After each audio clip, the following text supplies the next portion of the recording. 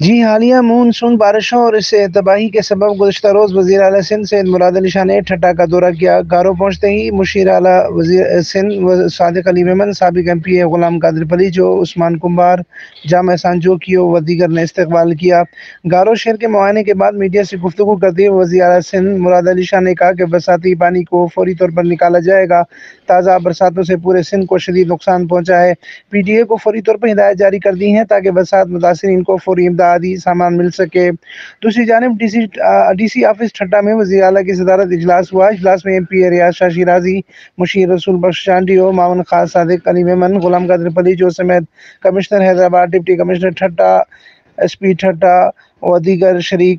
سید مراد علی شاہ کا کہنا تھا کہ ٹھٹہ میں گھروں، فصلوں اور انفراسٹرکچر کو کافی نقصان ہوا ہے۔ آپ متاثرین کی ایک فہرست تیار کریں، ہم متاثرین کی بھرپور مدد کریں گے۔ میں چاہتا ہوں کہ حقداروں کو حق ملے۔ ٹھٹہ میں بارشوں کے دوران 11 لوگ جاں بحق ہوئے۔ وزیر اعظم شہباز شریف سے مدد کے لیے درخواست کی ہے۔ وزیر اعظم نے مجھے یقین دہانی کرائی ہے کہ وہ سندھ حکومت کی بھرپور مدد کریں گے۔ وفاق اور صوبائی حکومتیں متاثرین کی نہ صرف مدد کرے گی بلکہ معاوضہ بھی دے گی۔ ہم سی پیک میں کیٹی بندر جی ٹی کی اسکیم دوبارہ شامل کریں گے۔ یہ اسکیم کیٹی بندر اور وہاں کے رہنے والوں کی زندگیاں تبدیل کر دے گی۔ امین فاروقی، فارسٹو نیوز، ٹھٹہ، سندھ۔